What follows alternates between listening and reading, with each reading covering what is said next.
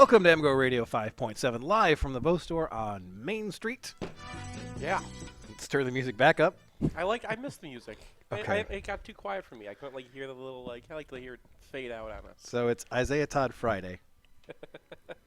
We decided that in terms of what is important to the Michigan viewer, listener, viewer, whatever. It is a visual podcast. It is a visual podcast. Reviewing the Illinois game, while still critically important. Yeah, you're like, hey, they want to talk about the Illinois game, or do they want to talk about the first 5-star that Michigan has recruited since Glenn Robinson? McGarry doesn't count? Oh, McGarry. I forgot McGarry. Yeah. Well, he actually dropped to a 4-star by the end of that cycle. Well, he was top 30-ish by the time he actually signed. Top 2 at the time of commitment. This is Matt D, by the way, from Endless Motor, and now one of our MGO blog correspondents. And you've seen Isaiah Todd several times on the circuit. Absolutely. I think what you're getting is a high ceiling guy that, in terms of productivity, may not necessarily pop out to you as, a top 5 candidate, but in terms of physical profile, talent, and long-term ceiling, you're probably talking about a guy that could be top 5 overall in the class. There are some concerns the summer after his sophomore year in terms of the productivity. He was only averaging a double-double, right? Mind you, he's playing a year up. A year up. Yeah, and that's the critical factor. And we also seen this a year ago with Brandon Johns, right, where he dropped on some services to back end top 100 before shooting back up after his junior year at AAU, where he kind of put up, I believe it was 12 and 8 off the top of my head, with good volume from 3, around 40%. So, you're talking about a kid in Todd that was physically underdeveloped at the time, maybe not necessarily ready to dominate from a physical standpoint, but long term, all of the tools in terms of the physical profile, the skill set, the length, and the athletic ability, it's there. He's going to be a guy that's going to be in the NBA at some point.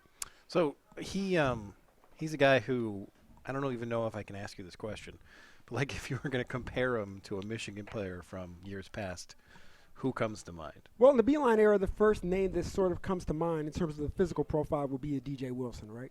Okay. But what separates a guy like Isaiah Todd from DJ Wilson is that athletic ability and the ability to sort of put the ball on the ground and create your own shot, right? So DJ ended up being a really good shot blocker on defense, right? Yes. But he wasn't as fluid on defense, couldn't move as well, where I think Todd has a bit more switchability, I'd say, where, you could have him maybe defend a guard for 1 to 2 dribbles from a standstill position, and he offers that same sort of rim protection from the help side that Wilson did, but he's just going to be a much better prospect in terms of creating a shot off the dribble and sort of being what I call a top-of-the-key guy. You just give him the ball late shot clock, and maybe he makes something happen. Well, Wilson is an interesting comparison because I felt that when Wilson was a junior, was he a redshirt sophomore at that point? Redshirt sophomore. Redshirt sophomore. That, for 3 minutes in every basketball game, he looked like the greatest player in the history of basketball. Totally agree. So with Wilson, the trouble with you have those kind of guys, right? They give you 6 to 10 good games, right, that are really good, and you're like, wow. And GMs see that, and you're like, all right, we got to put this guy on the draft board. And then there's some games where you're kind of middle, around average productivity, and some games where you're not maybe as imposing as you would like him to be. And I will say that Todd has had some of those concerns at various times. This past summer, it seems as though he put it all together, at least from my live viewings. He sort of imposed his will in the game from a productivity standpoint, from a motor standpoint, and from an energy standpoint. And if he can continue to sort of evolve that way, you're looking at a guy that's going to be really productive at Michigan next year. So when you talk about motor concerns, which I think is a reason that he dropped, he was number 1 in the class at some point. He debuted at ESPN in 2017 as the number 1 overall prospect in 2020. So he falls back, 10 spots or so, and people will start talking about, okay, well, he doesn't have that motor. Does that manifest on a basketball court? Is this guy's floating on the perimeter, just kind of accepting the fact that they're not going to get a shot on a possession? So that's a really, really good question. And my definition for motor a lot of time manifests itself in terms of reaction facets. Are you the first to box out? Are you the first to pursue a loose ball? Do you hold the ball for long periods of time when you receive it on the wing, or do you make a move quickly? Sort of those quick twitch reactions. That's how I sort of gauge motor. Some people like to call it dog, whatever term you want to sort of coin it. But reaction time for me sort of aligns with the motor facet of basketball. And Todd is, at this point in his development, a guy that's primarily based on the perimeter. But when he's facing up from that elbow area, which is why I think you'll see Juwan use him in horn sets a lot, he's nearly unguardable with that combination of ball handling, perimeter shot making, and athleticism. Because with that length, the 7-foot wingspan, one step you're at the rim, and he can certainly finish at the rim with the best of them. Very good body control in the air. Well, yeah, with DJ, it was quite obvious what we meant by it because, like, he would have an opportunity to go up and would, like, fade out again or something. Like, that would happen within a game sometimes. He would, just all of a sudden turn into, like, an outside shooter or something. He would avoid contact if we're being candid about it. Yeah. Yeah, well, I mean, part of it was so Wilson would get, on a roll, and he would drive to the basket. He was 6'10" with long arms, and he had good control of what he was doing, and it felt like he could have done that a lot more often. And it just, for whatever reason, he felt like he didn't have the lateral quickness to beat a guy. Or he's obviously a really good player, but I felt like the next year was going to be really takes off. And we had this week's Obsession post this morning, and people were accusing me of being negative in the comments, and I was like, I didn't think I was being negative. That was like our most positive article in weeks. I know. They have like meta beep-pone about MGoBlog. Yeah, well, I mean, we weren't saying, like, I think they were upset that we were not going to, like, talk to this guy like a program changer. Right. But he's a one and done. So the one thing that I am kind of, I guess, cautious about is like, okay, so what if Todd comes in and he's, sophomore year DJ Wilson, and then he's one and done. Sophomore year DJ Wilson was a really nice player to have, but it was a guy who was like a 20% usage player. It's not like he's defining not only your program but your team that year. He's just a piece, and that's fine. I have no problem with that. But sometimes these guys who stick around for 3 or 4 years, like a Cassius Winston, are more of a program defining guy than a one and done. Just because. I'd have to agree with Brian to the extent that in terms of on-court productivity, Todd may not necessarily be a guy that's going to get you from tournament team to a Final Four contender, right? But I think in terms of the overall perception of the program, long-term, that's where you see sort of those implications of sort of a steady trajectory upwards in the caliber of talent that you're locking into and that you're ultimately obtaining. Because he sort of changes the perception. Are we one of those schools? One of those schools is sort of like you're on everyone's top 10 list. You're on the cusp, right? Yeah. Like you're creating buzz with that offer. Michigan is sort of that buzz line offer at this point because he sort of set that in motion for that to happen. I mean, everything is. He's not a local guy, right? That's the good thing. He's a Baltimore native. Eventually, now he's in Raleigh, North Carolina, and so he's an out-of-state guy, and so that says something to a certain extent that we're on a national level in terms of recreating that caliber. And guys want to play with somebody who's going to be able to not just like another 5-star, but somebody who can like take some of the heat off of them and like you can actually get your shot up and stuff. Yeah, and so we posted this video that the Raleigh newspaper made about Todd, and to me, that's a really interesting thing from Michigan's perspective in terms of like how is Howard going to recruit. So his mother goes to jail twice, gets out of jail, turns it around, and then she is very much involved in making sure that her son doesn't go down that same path, to the point where there's some point where she says, like, you can't do everything you want to do. You're Isaiah Todd. And so, like, that's something where I feel like you have Juwan Howard walk into a room. He's a guy who grew up in Chicago, grew up pretty rough, if I remember correctly, raised by his grandma. And he has been in the NBA for 20 years, and much more than that, he's like the epitome of a great person. It's like, this is who I am. This is what I would like to make your son into. Yeah. Right, He resonates, absolutely. Exactly. And so, like, I feel like if, Juwan Howard can walk into a room with someone he doesn't really have any pre-existing connections with and go from not on his top 10 to his top 2 and then get a commitment, I think that says a lot about how Howard is going to be as a recruiter, because not a whole lot of people in college basketball can walk into a room and have that happen. I mean, he's got the question always, what's your edge going to be, right? If you're a coach, you need to have some sort of reason why everyone's looking at you. He knows everybody in basketball, and people trust him, and hopefully he'll be able to establish that he can develop bigs in college. Yes. Because that's kind of like that too. Yeah. And I as far as this recruitment, we're talking about DJ Wilson, but DJ Wilson went to a program that didn't really develop guys like him that often. He was very valuable. Wait, guys, whoa. But we didn't Like teach guys how to be dogs. Well, so, like, I think DJ Wilson made a very smart decision to go to Michigan because yes, He's skilled. He has perimeter skills, and he was at a spot that was going to take advantage of that. Now, he was also playing the 5 a lot in his career. like, it seems impossible that any coach is going to be able to match Beilein's ability to take guys who, were ranked 50th or 80th or not even in the top 100, which Trey Burke was not, and turn them into high NBA draft picks. So if Michigan's going to maintain where they've been as a program, you have to get it from somewhere else. Yeah, yes. I'm not comparing him to John Beilein. I'm comparing him to Bill Self. Let's not do that either. Let's. No, but I'm like, when you're on the recruiting trail and you're like, listen, if you're going to have 1 or at most 2 years in college, where are you going to be if you go to Michigan versus where are you going to be if you went to Kansas? And I hope that is something that resonates with him when he's thinking about Australia, right? So you can get paid in 1 year, but it kind of sounds like Todd, thinks that Juwan Howard is a better bet for him long term. From everything I gathered, in terms of having conversations with Miss V, that's Isaiah Todd's mom, Marlene.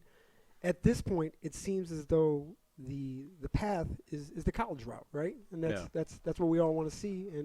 But I think a lot of it's going to be based on how things play out with guys like R.J. Hampton, Terry Armstrong. Like, it's going to be, we have to be realistic. It's going to be a pivotal year in New Zealand and Australia because that sort of sets the tone for, is that a viable option for kids coming out of the U.S., right? Yeah, I mean, who was the guy who did it? He went to Italy. There was a kid about 5 or 6 years ago. I remember Jennings went over to China. Yeah, that was probably 10 or so years ago at this point. Well, and then the interesting thing from perspective of Australia/New Zealand versus college is if the name and image stuff actually gets in place, then I think those offers get a lot more competitive, and then you don't have to move to get a pretty significant chunk of change. I think that would keep those guys in college basketball, and now that we can get some of them, I like that. Yeah, if you're going to pay, if we're going to be having kids getting market value for their IP rights, I mean, yeah, that certainly levels the playing field. I mean, you're going to be in 2K. I mean, there's just a lot of stuff that I think will, you'll be able to sign a shoe contract as a Michigan player. And those things are going to be far more lucrative than anything Australia or New Zealand could present long term. And Michigan fans are going to be out there being able, even if it's not direct, Michigan fans are going to buy up a lot of jerseys for a 5-star the day he commits. Yeah.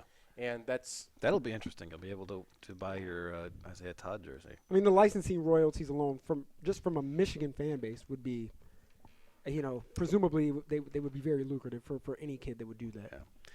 So hopefully Michigan is able to maintain and extend this kind of.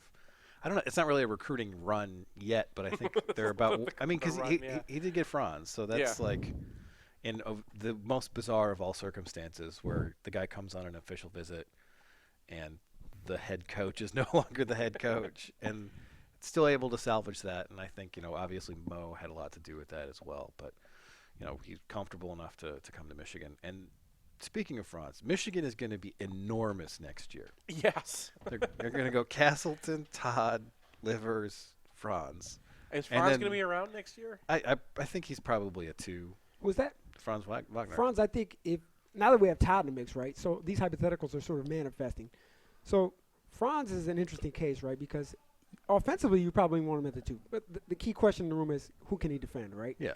So you negate some of his maybe limitations in terms of lateral movement with length. That's something that John Beilein did, and presumably I would think that Howard would do that as well. And you can hide him, all right? You can hide him with an off-ball guy and have Livers sort of play more of an on-ball role, and same thing with Todd. And we all know Xavier is going to be, he's a ball-hawking Well, defender. Xavier will be gone by the time Todd shows up. That's a very good point, right. So then it's the next man up. Yeah, fun team. Forgot about that one. Yeah. But you know what? We should have some really great rim protection because you have Castleton, who was a premier shot blocker in EYBL. Yes. Averaged close to 4 blocks a game on Second that circuit. to Bol. Yeah, to Bol. 7'7" guy with probably an 8-foot wingspan. Yeah. And you have Todd, who offers some rim protection. So there's definitely some rim protection and some length there when Todd gets on campus. And who develops out of what's on the team right now is going to matter a lot. Like if it's Johns, if it's Badgema, yeah. So it'll be interesting, but it's if you look at the probable starting lineup next year, if Todd actually matriculates, it's going to be huge. Who's the point guard next year? Well, it'd be either Zeb or DDJ, I'd imagine. Okay. So yeah, my money would go on DDJ. He's probably right now in terms of the best natural ISO guy, that's him. Well, whether that comes to fruition or not, I don't know. But in terms of being able to create space off the dribble, I don't know about converting. But in terms of just creating space with the dribble with change of direction and things of that nature, he's definitely a guy that can provide that. We saw that in glimpses last year. I remember watching the Michigan State game thinking, wow, he's creating space pretty easy here now. Yeah. Once he had the forays into the paint and trying to finish with a floater, that's when things got a bit more interesting. I wonder if going against X every single day in practice is like hurt his confidence or something. Well, just it's tough being a freshman point guard in a John Beilein offense. Yeah. And it's tough when, you don't get a lot of opportunities to really show your stuff. So a lot of what he did in high school was he was a deadly shooter off the bounce. Mm-hmm. And that's a tough thing to come into the game as like a 5-minute per game backup. Right. Like, what I'm going to do? I'm going to pull up from 3. It's just No, Brian hit on a very good point, and that is when you're shooting off the bounce, right, it's a rhythm shot. It's not you're coming in, catch and shoot. You're coming off a down screen where your feet are set. It's very much, okay, I know I have this guy. I'm going to rock him either left or right, create space, and you know exactly what you're going to do. And as Brian, alluded to, you don't necessarily have that luxury as a guy getting 3, 4, potentially 5 minutes a half, right? Right. You don't even have a feel for the guy across from you. You right. Not and if you miss, everybody looks at you. Right. Yeah. They're not happy with you. It's like, come on, Rook. So I think that he had a bit of a disappointing freshman year, but I'm still team DDJ long term, and then we'll see how the other guys develop. The other thing that you're really looking for in year one of Howard, other than the recruiting, is like what happens with Castleton and what happens with Johns in particular, because both those guys have a ton of potential, and I think Castleton actually started showing it kind of late in the year. And Howard has a reputation as being a guy who can get the most out of his bigs. Well, now you've got 2 guys with high ceilings who haven't yet hit them. How quickly can we ramp them up? Do you think there's any more runway with Livers? Because, he still has the second half of his career ahead of him. So there is some runway with Livers, but, can he get to a guy who's ball dominant? No. He can be a guy who is more like Ryan Klein, where a lot of the offense is based around his ability to shoot and his activity, just around the perimeter. I don't know how the offense is going to look, but a lot of what Purdue does is run people around the perimeter at extreme speeds. Right. Right? They're like NASCAR, the basketball program. And if he's got that ability, then you can get some shot creation from screens instead of on ball, and that would be a really nice thing.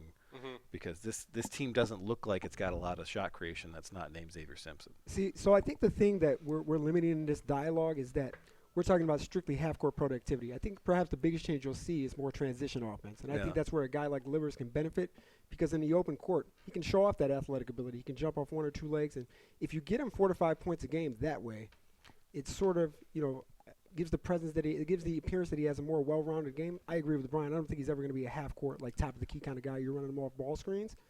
But I do think we see this in the NBA, right, with guys like P.J. Tucker and a guy like Josh Hart, where we always talk about a center switching down and be able to check a guard. But what about the guy that can check a position up? Yeah. There's a ton of value in that. And I think that's what he can really bring to the table, a guy that can check 3s and 4s, and in certain situations, perhaps a 2 if he's more of an off-ball guy coming off screens. So I think he's a really valuable guy. He doesn't necessarily get a lot of what I call flash points. He's going to hit you with change of direction, with ankle breakers. But the fact of the matter is he's probably going to be our most productive and efficient offensive player next year. Efficient, yes. Yeah. So with him, it's always volume. Yeah. I remember I do my off-season write-ups per position. I was looking back through to see who was the last guy who had less usage than Livers as a freshman, and it was Matt Vokridge. Really? Interesting. And he was the only one within shouting distance. So he was at 13%, which is incredibly low for anybody you expect to kind of step up. Did he average double figures As a freshman? No. No, I mean last year. Well, last year he stepped his usage up 3 or 4 points. Okay, so he's hovering around 15, 16 or so? Yeah, well, he was 16, 17 last year. And he increased his efficiency, so that's great. But historically, it is very, very difficult to add a lot of usage to somebody. Right. Especially when you're going from 13 to 17, because there's some room to grow, right? Yeah. To get to 20, I think is realistic, and then pushing past 20, I don't see. Once you're past 20, you're a focus of what the defense is. Right, you start getting to. People shading to you. You start getting some of the late clock opportunities. Right. I mean, that was Charles Matthews last year, which is I don't know if Livers can accomplish what Matthews did with that kind of burden. I think he'd be better at late clock stuff than Matthews was last year. Because he can step in, take 2 dribbles, and then get a pull-up, and he'll hit that at a decent clip. And Matthews just scuffled. Like, there was that point where he was like 1 of 31 on other twos at some point. It's just difficult for a guy like Matthews to be a late shot clock guy, right? Because he creates space via pivoting rather than the dribble. So you're stopping momentum, and it takes time. Because you're pivoting left, you're pivoting right. I'd like to think that maybe Livers would be a late shot clock option, but it's not optimal. I mean, if we're being realistic, what he's going to do is he's going to get a pull-up too. Yeah. And that's – So who is the late shot clock option then? Is it It'll be X because he's developed a left-handed hook. That's my prediction. He practiced it all last season before games. Left-handed hook X. It's happening. He's got to have that in his repertoire if we're being candid, because he's not going to finish at the rim at a high level necessarily. He did last year. No, he didn't. Not on layups. Okay. So he was very good at the hook shot. He's good at the hook shot. Yeah. But not at the rim. He finished 60% as a hook shot, and 60% is not ideal at the rim. And those weren't technically at the rim, but that's what he was doing instead of getting to the rim. I remember in the context of Michigan's offense last year, it actually felt pretty efficient. I mean, he got it over Bruno Fernando that one time. They had the Bruno Fernando SWAT tracker, and they turned it into the Xavier Simpson hook tracker. So left-handed X hook. That's what's going to be. Seth touched base on it. I think the key factor here is, where does Johns figure in this whole equation? That's ideally, I think Johns is your starting 4 and gets 20 minutes a game there, and then you're going to live with Franz at the 2. And just because he's the most athletic guy on the roster right now, you watch his high school film and he can jump out of the gym, and that gives you offensive rebounding, which I think Howard is going to prioritize more. He gives you shot blocking on the weak side, gives you the ability to switch down, He could switch up too, but couldn't do that last year. But mentally, is he there? That's the question. And I remember I was at Spiece talking with his father, right? And he had a play where he sort of came down in transition, and he just fully exploded. Sort of displayed that quick twitch athleticism that you see from time to time on the court. And his dad was like, "That's what we need to see more of, more confidence, more of that. Let's be aggressive. Let's sort of bring the junkyard dog mentality to a game." And he's not a junkyard dog at all, though. Yeah. I mean, but I kind of jokingly say this, but I'm also serious about this. Is there needs to be a minimum number of charges Brandon Johns commits per game. If he gets through a game without committing a charge, it's got to be what's going on, man? Yeah. I thought that about Matthews last year. Yeah. Now Johns is the designated needs a charge count. Right. I mean, you look at Johns, right? He has the body of an enforcer. He's chiseled. He's developed. He's athletic. He's not that guy. Yeah. No. I mean, in terms of approach to the game, Seth's probably, you're right, he's not. But you need ideally, you'd like to see it a bit more. You need to shove Mo Wagner's brain in his body. I mean, this was the thing forever. We always wanted, Beeline to go and get one guy like Minnesota gets, right? Just one of those dudes. Just one of those dudes. You mean Jordan Murphy or Isaiah Washington? Like Jordan Murphy. Okay. Like Isaiah Washington. You just wanted to bring up Isaiah Washington again. Hey! It's still funny. It'll always be funny. He's still the most amazing player ever. It will always be funny. But yeah, Jordan Murphy, just someone there is just going to, you don't want to go in the paint against that guy. Well, so Michigan has had a lot of dogs in the Beeline era. They just all played point guard. Right. Wait a minute. What about Jordan Morgan? Jordan He Morgan. had some elements of that. All right. Yeah. Okay. But most of them played point guard. Every year, the biggest asshole on the team was the point guard. We did have McGarry though, too. In all fairness, McGarry wasn't a dog. But he run through a brick wall for you. He was a puppy. He was a puppy. Yeah. I actually called him Big Puppy. Didn't Big puppy. Win the game. But yeah. So you had Darius Morris. Yeah. And they fought all the time. And then you had Trey. Uh-huh. And then Derek Walton was not an asshole. And then the Maverick game happened. Right. And then he was. White collar? Right. Yeah. White collar. And then you had X. So, So there was a brief period in there where Walton had not. Would you call Zach a dog? Like he was. Zach Novak? Yeah. That's tough. He was. I mean, he was trying, but he was a power forward for our teams. So Yeah, that's kind of hard to be that. But like, I mean, had he been a guard, he absolutely would have had that like reputation. So from my perspective, when I'm calling someone a dog, what I'm saying is like, this is a guy who has no fear about putting the team on his shoulders when it's required in the second half. So we're talking offensively, defensively, both. What are we? Well, I mean, it could be both. What But are the parameters? But Yeah. usually we're talking about offense, when like you need a bucket, and this guy's like, I got you. Like that's what I'm saying. Like, he's not afraid of the moment. So we're talking Kobe Bryant mentality. No, because Kobe Bryant was a hero ball guy. But like he like He's talking about Simpson, or Walton. Simpson. Well, Simpson can't get you a bucket when you need one. Let's be fair. Well, I mean, he had like look up his assist rate last year. I think he had a top 5 assist rate. Like True. like and he became kind of a late clock guy with the hook stuff. So like, he might not be as efficient as you want from that perspective, but like he's not going to be overwhelmed by the fact that it's like 5 minutes left and he's in Breslin. Yeah, 17th. So Yeah. So like, I feel like it's been the point guard, and then you get some guys kind of here and there at other positions, and then you have some guys who are skilled, and that's what they get to do. Like Stauskas, in year 2, was that guy. Yeah. Because I remember they played at Breslin, and the first play of the game was like, we're just gonna screen. Our very visual podcast. He just did the motion. We're just gonna screen for you, and then you're gonna take a 3-pointer with a hand in your face, and he cans it.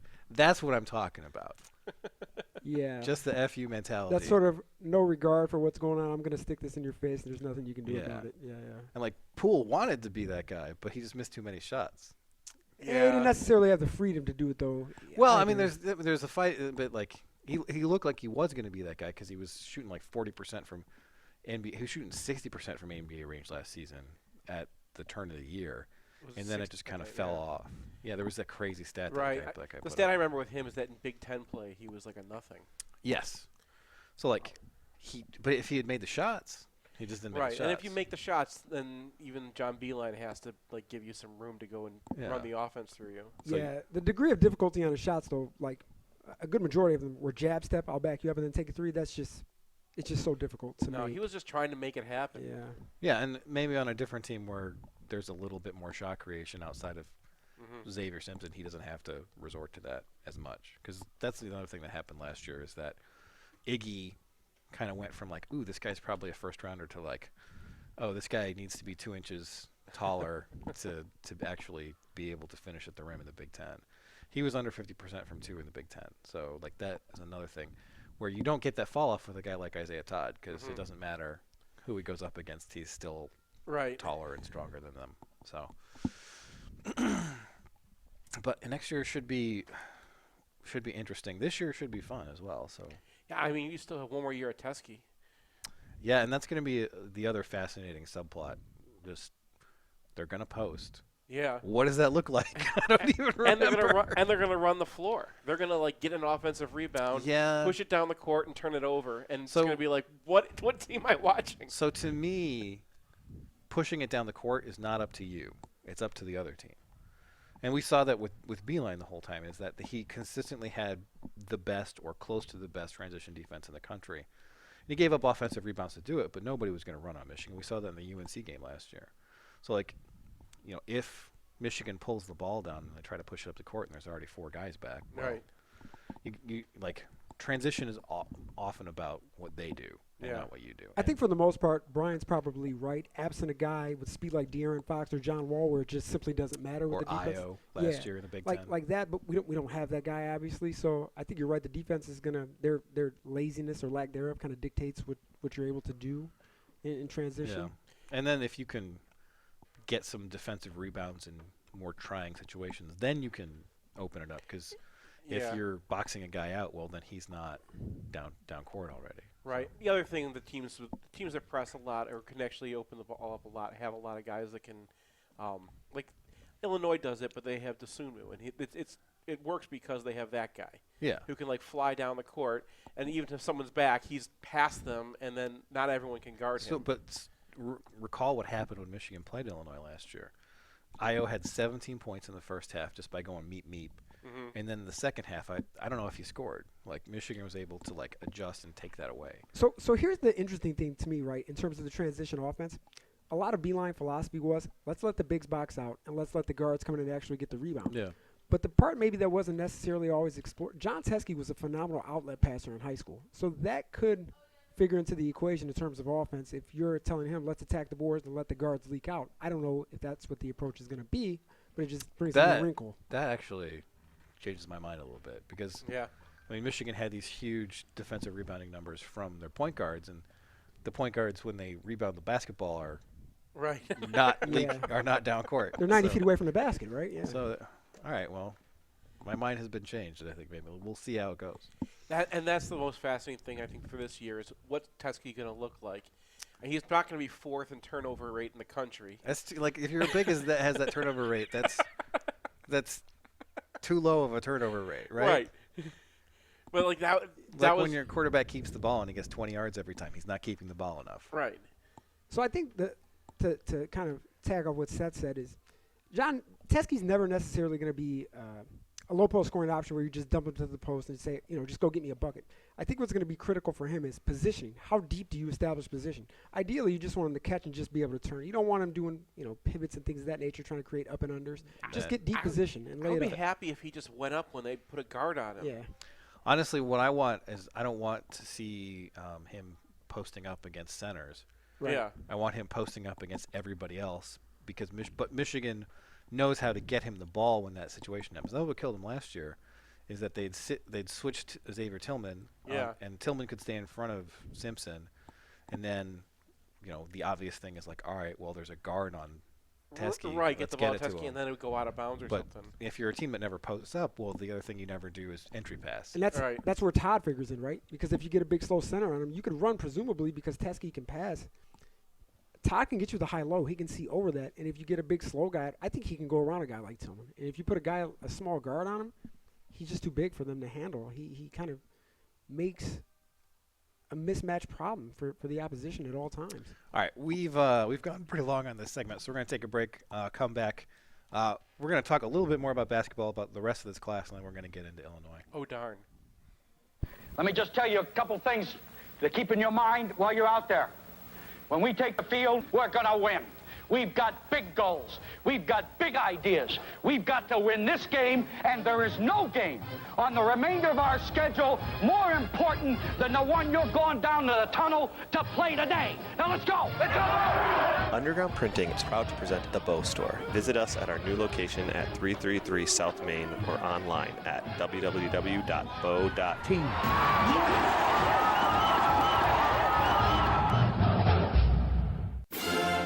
It's painless, it's online, it's group ordering made easy for your next custom printed apparel order. Pogo from Underground Printing takes the aggravation out of custom printing for a group. Whether you're selling shirts for a fundraiser, organizing a large event, or trying to collect sizes and payment for a family reunion, Underground Printing is here to help. Save time and hassle every step of the way with our easy-to-use site. No more guessing what to order, chasing people down to pay, or wasting time trying to sort out who needs what. We'll set it up and you can just sit back and relax. We can even take care of individual shipping. To learn more about Pogo, visit us at any of our convenient locations or at pogo.undergroundshirts.com. Are you planning a business trip, a Michigan reunion, or a revenge tour in Ann Arbor and don't want to be stuck out by I-94? Look no further than the Residence Inn Ann Arbor downtown. Positioned at the corner of Huron and Ashley, the hotel is just a block from Main Street and a short walk to Michigan Stadium and Central Campus with all the amenities you expect. Also, we podcast here most Sunday mornings, so if you let us know you're coming, we'll let you put a shout out on the pod. That's the Residence Inn Ann Arbor downtown. This is Matt Demrest, the owner of Homeshare Lending. We're a local mortgage company here to help you purchase with confidence and refinance with ease. People don't get mortgages very often, so it can be confusing. We'll break down every single line item so that it all makes sense. And at the end of the day, if we're not giving you the best deal, we'll tell you to go with the other company. We're here to offer our simple mortgage guidance. This is Seth Fisher from MGoBlog. Over the years, we've sent dozens of readers to use Homeshare Lending, and every review that's come back has been raving. I myself used them to refinance after doing our original loan through our bank. I was amazed how much smoother the process was for our company complicated loan. Brian used them, you should use them too. Finding out whether it makes sense or not to refinance or getting pre-approved to buy a new home is easy. Head over to homesurelending.com. That's HOMESURE lending.com/MGoBlog to find out more. Or call us at 734-531-9950. That's 734-531-9950. I've got two of my favorite people here with me. Kind of an annual tradition. Cooper and Colby. Cooper, how old are you? 11. Colby, how about you? 9. Can I get a Go Blue? Go Blue! NMLS number 116135, Equal Housing Lender. Here's the thing people say. Seth, tell me about your insurance. I'm actually glad you asked me about that because I just changed my insurance, and I'm really happy I did. Let me guess. You use Phil Klein and Owen Rosen of the Phil Klein Insurance Group. They are MGoBlog readers, and they don't advertise during football games. And they've got a 5-star rating on anything you would care to see. Call Owen at 248-682-7445 or visit them online at philkleininsurance.com. The University of Michigan was the place we all came together. It's where we pursued our curiosities and where we rallied around things that really mattered. The Alumni Association has now made it possible for you to reconnect with your fellow Wolverines around endless topics within alumni online communities. It's where you can join in the discussion or start your own on any subject from your career, identity, hobbies, or interests. Go to umalumni.com/communities and keep the conversation going.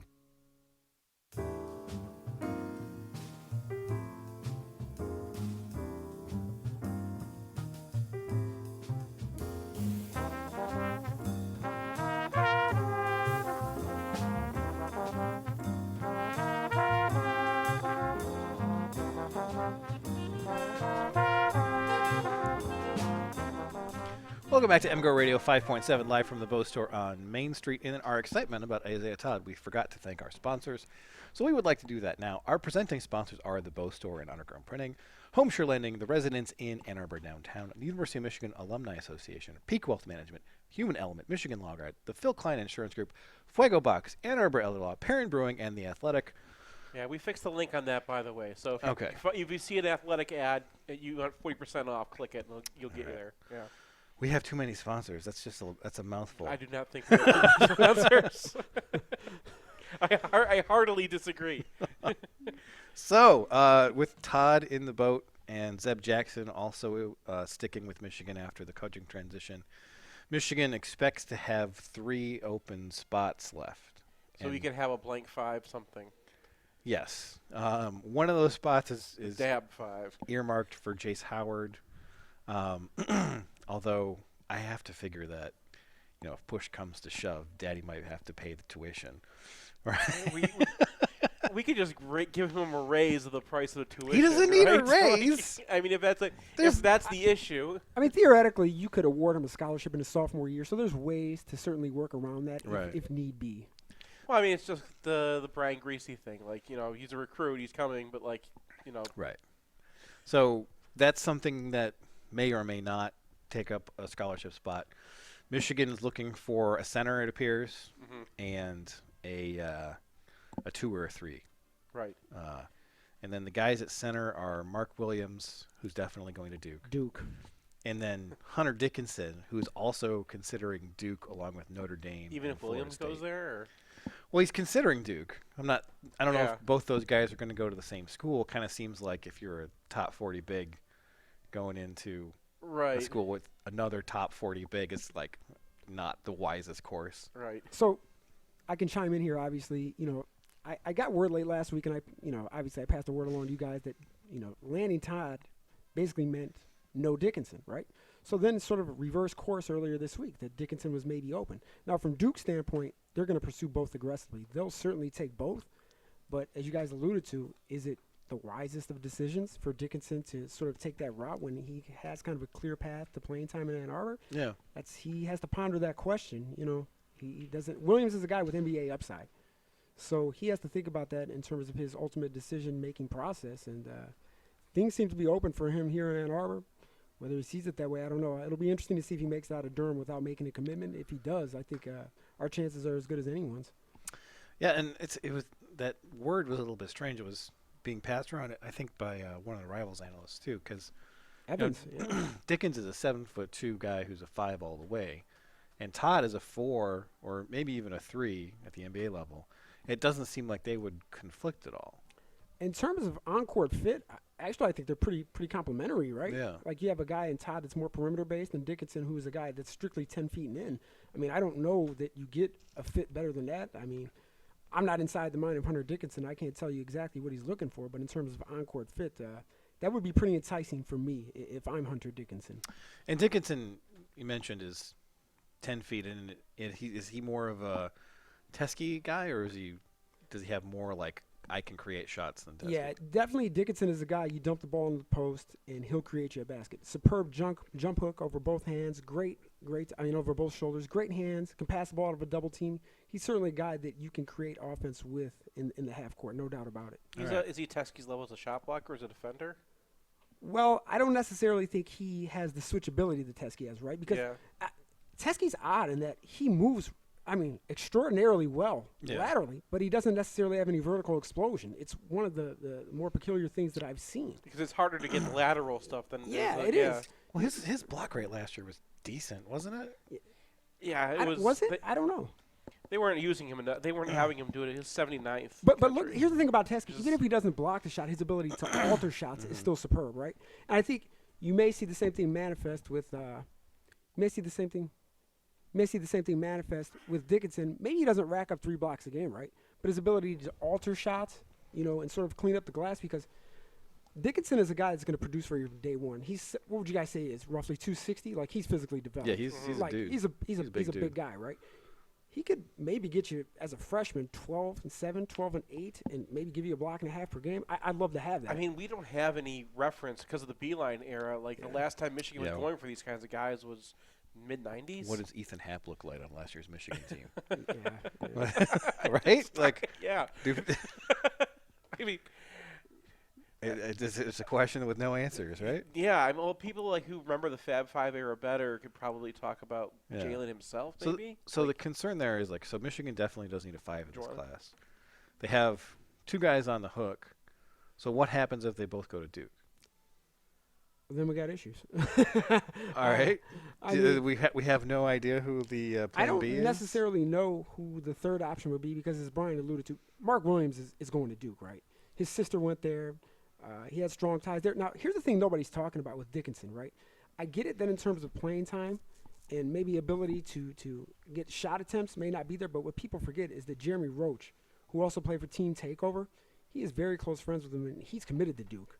So that's the element I think that maybe people are forgetting about here, and that's kind of the wild card in my opinion. Now, I don't have any inside intel on that, but just kind of connecting the dots, that seems to definitely be in play here. Well, so that's a concern, I think, the main concern left for the class, because the 2-3 spot, it looks like there's 4 guys where Michigan has a pretty decent shot at getting at least one of them. There's Moses Moody, who's a top 50 wing out of Arkansas. He's currently playing with Zeb Jackson in Florida.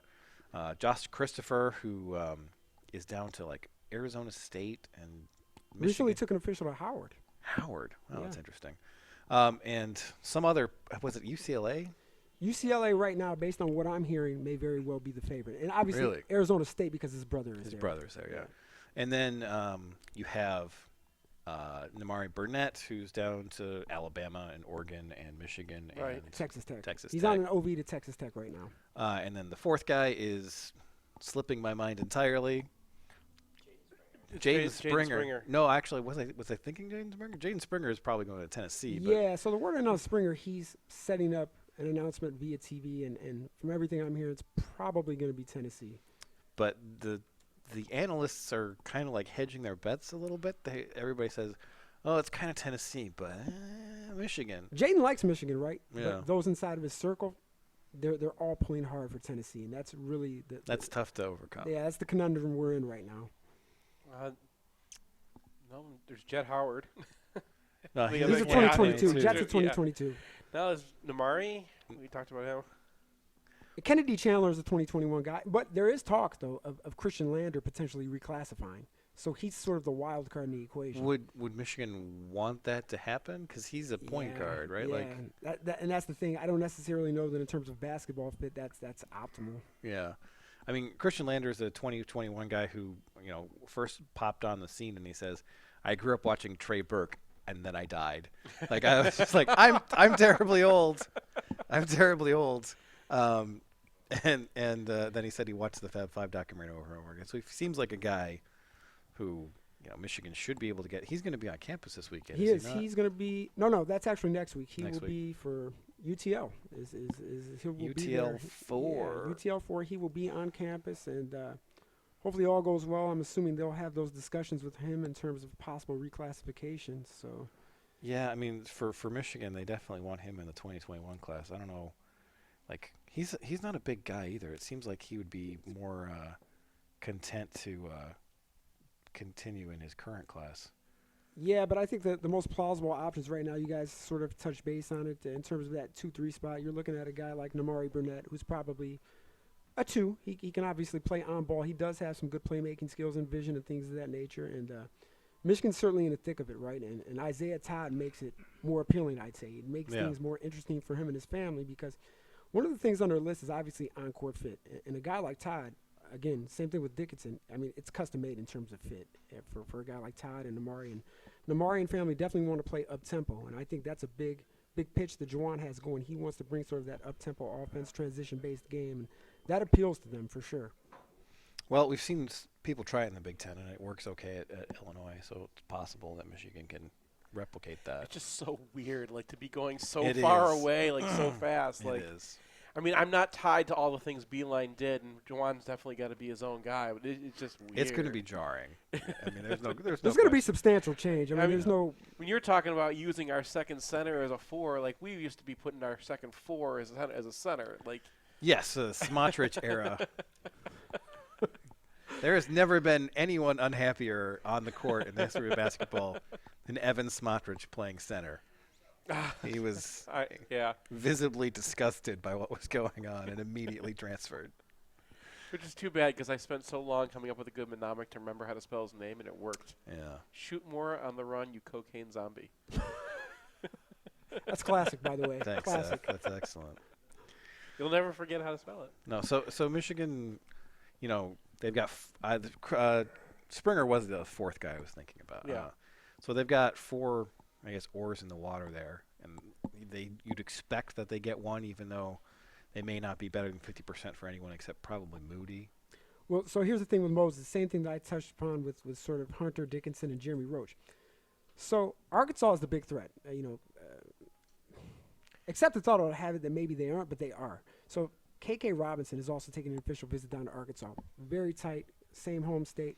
Arkansas is a big threat, and I think if he comes out of that weekend or within maybe the next 5 to 6 days not committed, and from everything I've heard and having firsthand talks with Mother Todd, that they being Isaiah Todd and Moses Moody sort of stuck, they struck up a friendship, and I think they both took their officials at the same time. weekend, yeah. And Isaiah's on record. I don't know if you guys read the USA Today piece. He's already recruiting for Michigan actively. Yeah. And that he was at, having spoke with a bunch of prospects coming back from USA minicamp in Colorado, they all told me, like, he's pitching Michigan already. No. Like, it's well known. It was well known at the time that he was going to Michigan. So that's sort of the X factor that we don't know about. There could be guys that he's run that pitch to that maybe they come to the light at some point soon. Yeah.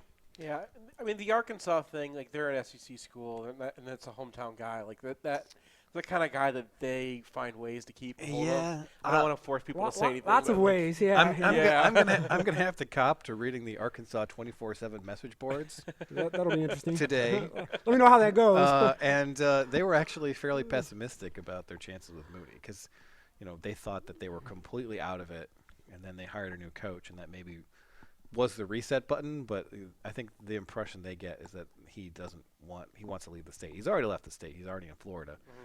So I don't know if just by default, though, because Ohio State's out of room, Florida's out of room, yeah. Virginia is the newcomer. That's what we don't really know about. Yeah. They're sort of new into the ball game, and I thought, did they have somebody that transferred out of there? Because I thought they were full once they took Jabri. I don't know, but there was an article where he was like, yeah, they just got back in contact because they lost somebody. So okay, I don't know what happened, but that's apparently the case. No, I've been doing football. Yeah, my life decisions. And then Kansas obviously is a bit handcuffed for obvious reasons at the moment, right? So yeah, that limits their ability to make the pitch, as old, nice as it would be otherwise. The old pitch. Yeah. All right. Well, hopefully we get a situation where Michigan resets their recruiting baseline and also gets some pretty good coaching from Todd Howard and Phil Martelli and the rest of those guys. And then Michigan can continue being a very fun and excellent basketball program to follow. Because if they're not, I tell you. Hockey's going to get really good. Oh, God. They scored 2 goals over last weekend. It was, yeah. It was, yeah. It was like watching the Michigan-Iowa game twice in a row.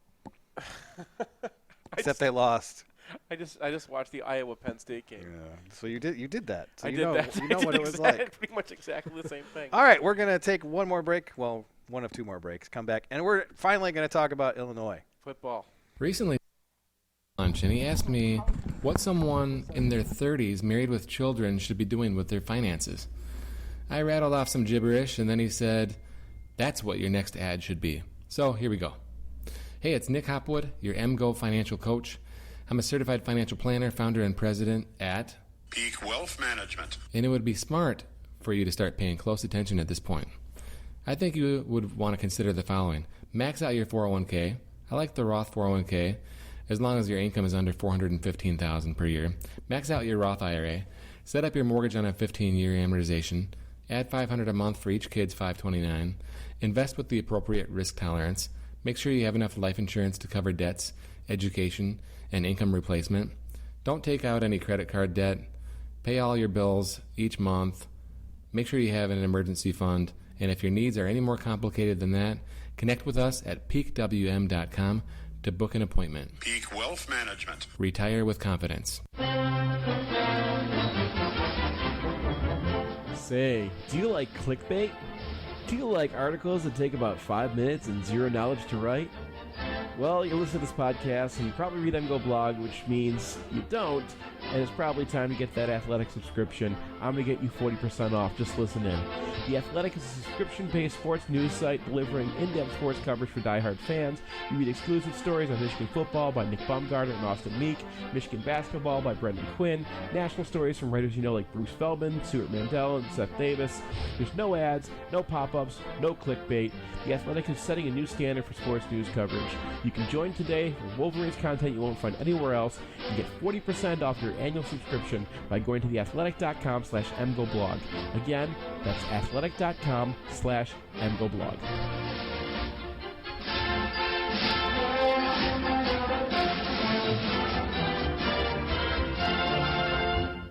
Let me just tell you a couple things to keep in your mind while you're out there. When we take the field, we're going to win. We've got big goals. We've got big ideas. We've got to win this game, and there is no game on the remainder of our schedule more important than the one you're going down to the tunnel to play today. Now let's go. Let's go.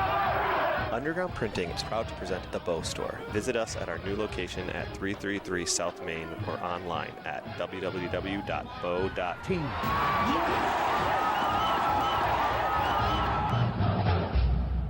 In southeastern Michigan, the yearly cost for a nursing home averages $90,000. It doesn't have to, though. Reed McCarthy founded Ann Arbor Elder Law after handling a tricky situation for his own family. Years of experience later, his boutique firm works with clients across southeast Michigan, dealing with Medicaid planning, long-term care, and tax, disability, and family law, not to mention family dynamics. If you have a family member who may need that level of care, or if you're ready to start your own estate plan, Reed can give you a plan for the future. Visit AnnArborElderLaw.com or call 734-945-9693. That's 734-945-9693.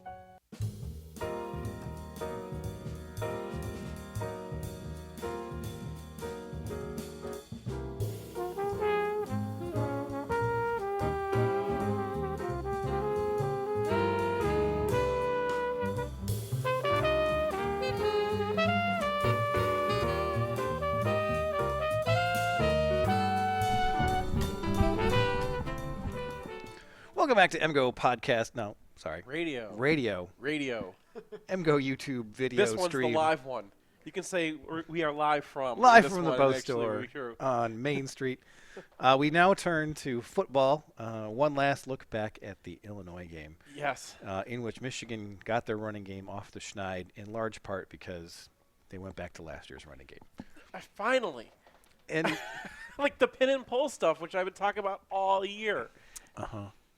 Yeah. So and then they run a ton of split zone. Yeah. So which is the thing we've been talking about all this year. They're not listening to me. I know they're not listening to me, but I feel a little vindicated, right? Because you have this arc concept that you have this orbit motion you're using in all through the MTSU game. Right. You've clearly built your offense around the arc concept, and you're not running split zone, and it's like that's the base play. I feel like finally Warner probably motioned to Gaddis one time as he was walking by. Like, come in here, come into my office, sit down. Let me explain to you how this all works together. No, okay? what he said is, 2 months ago I put a poison in your tea, and I've been feeding you the antidote ever since. Now let's talk pin and pull and split zone. And it worked. So Michigan gets 7.7 yards an attempt on their 14 different split zones in this game. Right, and keep in mind, Illinois does not believe in edges. But that's not something that goes outside the edge, right? That's something that you are going inside, usually the defensive end. Yeah. So what we have is a giant tight end number from Eubanks, which is a lot like last year. Right. We have a bunch of quick runs where Michigan is on the board essentially twice in the first two drives until Mason mucks it all up while they're barely passing. And then in the second half, they're like, all right, well, we've split zone these guys to death. Now it's time for the arc. And they run it, and Patterson gives it, and they get stuffed, and then they run it again. The very next play. The very next play. And you know that when you get the second one, there are coaches on the sideline that are like, come on, man. Right? Yeah. So, and then, you get that fourth down where they have it. Like, Eubanks doesn't have anyone to block. And then, up until that fourth down, we've been going off this concept of, okay, maybe, he's hurt, so, they're not only going to pull out in important situations. There is no way, there's no reason not to pull it out in that situation. Yeah. So, what do we have? We have a quarterback who I think got 3 chunk plays wrong. Yeah. Because that first one on the back-to-back ones was blocked all the way to the safety. That could have been like Wisconsin last year, part 2. He and Charbonnet conspired to put another ball on the turf. He completes about half of his passes. Now, the inaccuracy he showed in this game was wind. I was uncharacteristic, and I just chalked it up to wind, so we're not going to worry about that going forward. Penn State looks like it's going to be absolutely no wind, so that's fine. But 40 degrees. Yeah, that's fine. But you still kind of have a quarterback who's having a lot of problems making decisions. And I don't think that's ever going to change. No, and the zone stuff is always going to be there because he's never been good against zone. And they're going to keep on running it against us until he is. So, Michigan's gone down to half-field reads. They've gone down freshman-level reads for him. And, he still makes those all right. When he throws the ball, he's still accurate. Illinois game, that's an outlier. Yeah. And so you have an offense there. The thing is, this offense really gets its chunk runs from the arc keeper. And, the way the whole thing was designed is, the rest of their runs are really good for, keeping them on schedule. And then they can get the big chunk, the 25 yards, the 40 yards, sometimes 80 yards, with that arc keeper because you're getting a guy outside with a tight end blocking him, and you're really erasing 2 defenders on that play. So when Michigan's not even accessing that, and it's not something that they're saving, because anyone who watches the arc read being made, that's the whole point of the play. So that's what this offense is missing. If you could get another 40 yards a game just from arc keepers that were just bad reads, it's low-hanging fruit. And that's my one thing for this offense. Why are we not Iowa's offense, who's ranked about the same we are in S&P? Because their problem is they can't block anybody. Mm-hmm. Our problem is we're just not making reads. It's low-hanging fruit. Yeah. So, the upside there, I guess, is that if you make the reads. Right. Iowa isn't suddenly going to start being able to block anyone on their interior line. Right. But the possibility is there that Michigan is able to get some chunk runs from the quarterback, open stuff up. So, one of the things that was nice to see in the first half is that Michigan was buying blockers back with their action. And this was most prominent on the Charbonnet touchdown right after the block punt. Mm-hmm. So it's split zone, and Eubanks is able to root out a defensive end with help from Mayfield and Onwenu bashing guys inside. And then it's a scrape exchange. Right. So the linebacker is gone, and you get an easy 7-yard touchdown run that was probably 20 yards on the field before the safety gets there. Yeah. So you have the possibility. You can see it. Yeah. You can see it working. It's not going to work. There was a play that Mayfield made, which is the completely wrong time, but he did the butt block thing that you're supposed to do against scrape exchanges. And it was not a scrape exchange. It was not a scrape exchange. So the linebacker just ran at the running back and tackled him. But little steps, okay? Like when you're starting to see them, if he's thinking about butt blocks, it means it's in the offense. Yeah. It means they're practicing it. He's not good at it yet. The other thing I really took away from this game is when you're running pin and pull and you're running down G, those are aggressive attacks on the front side of the play. Everything else that we do, that split zone is an aggressive attack on the backside. If zone read is aggressive attack on the backside, and certainly the arc read is attacking the backside. So, like, if your entire running game is based off of the backside of the play where you have fewer blockers, of course you're going to get destroyed if you don't make the right reads and you're not, or they're, like, playing games with it. All those games are just removing a linebacker against pin and pull. All you're doing is running the wrong way. Yeah, that's actually a really good point that I had not thought of yet. We mentioned Mayfield, so let's get into the great offensive line fight. So Mayfield did a lot of good things in this game. He also passed that on a run play, did the butt block thing we talked about previously, gave up a couple of -1 pressures. So the guy gets around at 8 or 9 yards or 10, and the quarterback's able to step up, but he's been disrupted in the pocket. That's a -1 instead of a -2. And he comes out of this game +11, -10. Most of his minuses are -2, and it's not because he engaged with a guy and lost the block. It's because he doesn't know what he's doing. It's a freshman. Right, and that's fine. Yeah. But he's been up and down. And then next to him, Mike Onwenu kills it. He is.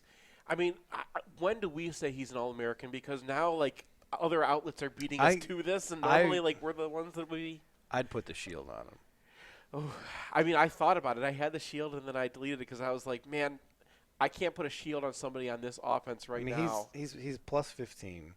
He's like the third best guard in the country in PFF's so rankings. My internal thought was, okay, now we have ESPN and PFF saying it, and our stats say it. I said it before the season. So, but Illinois is. I mean, but he's done this all year. Right. So Penn State's got got some DTs. So let's see what happens this. All right, that's fine. But he was +15 in this game.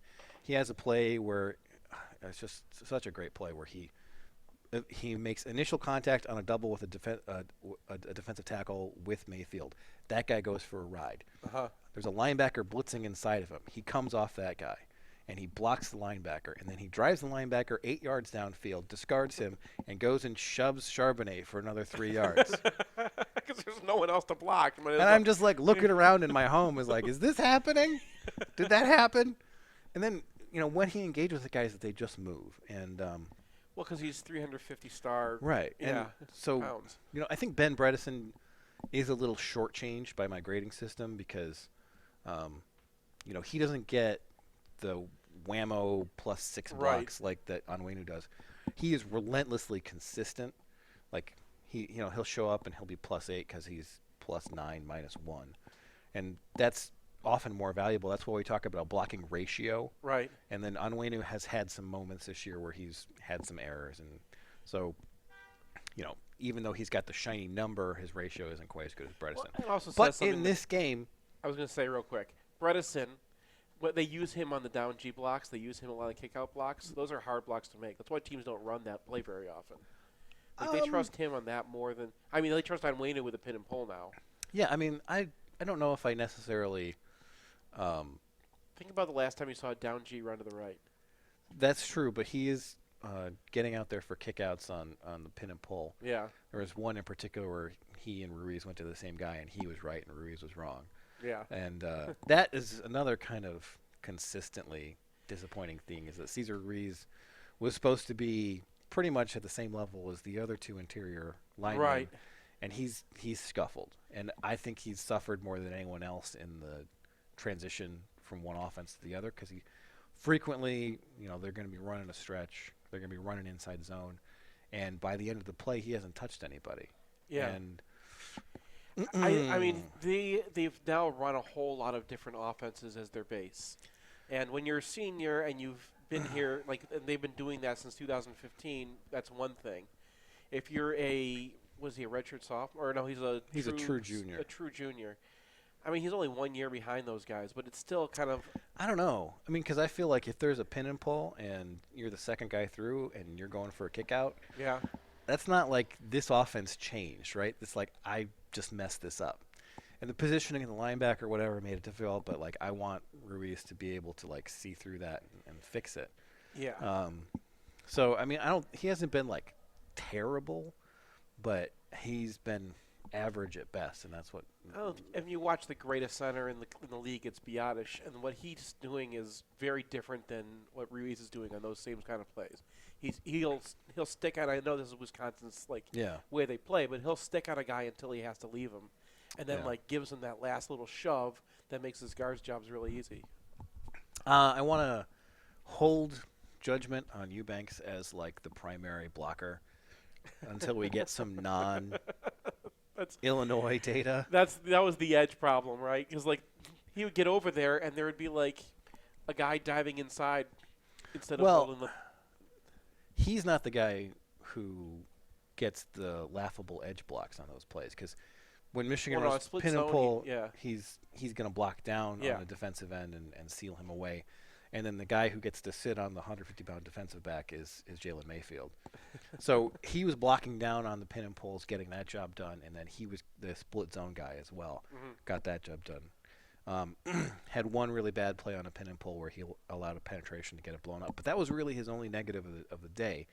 And, as we've seen with this style of offense, especially last year, McCune isn't the most physically dominant tight end in the country, but when he makes contact, it's enough. And being there, making the right reads, and rooting those guys out when they're trying to crash down on the split is enough. So I'm hopeful that we're going to see something similar this week, because Penn State's defensive ends are more in the pass rush vein. Right. Like one's 260, one's 240. And if Gross Matos is out because he limped off last game, and no one's really said anything since then. Like it's been kind of hush-hush. So. Like, there's no AJ Epinesa coming on the roster. Not even no, Golston was their other defensive end, and he's a big boy too. Yeah. No, these guys are very pass rushy, and then the backups will play a lot, and the backups are very pass rushy. They're all 4-stars. They're all high 4-stars. So even though Penn State enters this game with literally the top rushing defense in the country in yards per carry, I actually have a pretty decent feel that Michigan's going to be able to get some work done. This is the other segment. Yeah. But withholding Eubanks, but we're going to see what happens this week. Other stuff on the offense. I interrupted you on an Onwenu thing. This week it was. No, I think I completed my Onwenu thing. All right. It's just he gets so much crap, and it's all unwarranted. And I don't know where you're going to get this Onwenu crap, because I don't see any of it. I mean, it's rivals. Okay. So they. There's a problem. But like, so they do this like play breakdown, and half the time, half of it is like them just talking crap about Onwenu, and like, like talking crap about Onwenu in like games where I have him as a +9, and then they're like, okay, yeah, that was not a great play, but like, okay, right, like, what are we doing here? Like, there's anyway, okay, they just kind of seem to have like he's had problems getting weight and all that stuff, and so it feels like he's a big guy. I know, but it kind of feels like they're extrapolating from that onto the field. Okay. And at the same time, they're like going nuts for Jalen Mayfield getting a cheap pancake at the end of the play, because it's like tough. It's like so 1982, and and I feel like that's just unfair. And so I thought that the Pro Football Focus grades were terrible for him until they called him an All-American. Right, and I was like. Well, thank God! I replied. I think I added the guy who was like doing that, because like I asked him in this on Twitter, like, hey, where'd you guys come up with this? And he didn't respond to me on that. And then, so the reason that I thought they were so down on Onwenu is that Rivals publishes their grades. Right. So they're giving like, oh, he's an E because he's a 55. And it's like a fifth, and like there's some, I don't know if there's a data transcription thing. Mm-hmm. I don't know if the interns at Rivals can't count or if it's like the numbers aren't normalized at all. But those are just fiction, because if you just went by those numbers, Onwenu wouldn't even be scraping a all Big Ten team. Yeah, I mean, we used to get those reports, and some of them had like weird numbers, and they're like they hated punters for some reason. Yes, that was funny. I love it. You look at the punter stats and you'd be like, oh, 44 yards a kick, that's pretty decent. Pull up the PFF, -22. Wow. And that's just the grading system. Right. Maybe punters can literally do no right and everything is a minus, which is a fantastic grading system. Yeah. I love that. No, it's they might have been taking like expected points from like what the right now. Hey, it's 4th down and 3, and you convert that into the other team's possession. But so the point is that. Like, yeah, there have been some times I've looked at PFF numbers and I've been like, that's pretty weird. Yeah. But broadly, my numbers and Pro Football Focus's numbers agree, I'd say 85% of the time.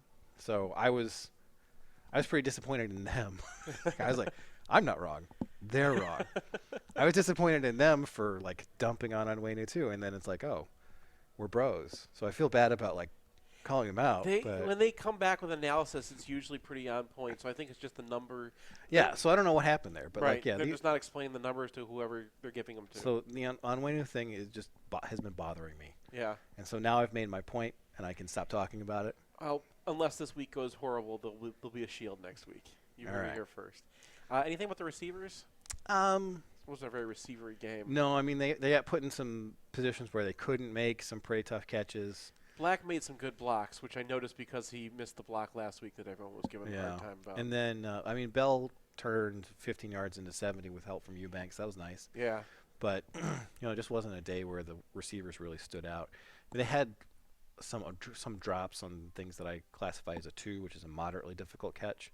And historically, you want to catch about 2/3 of those.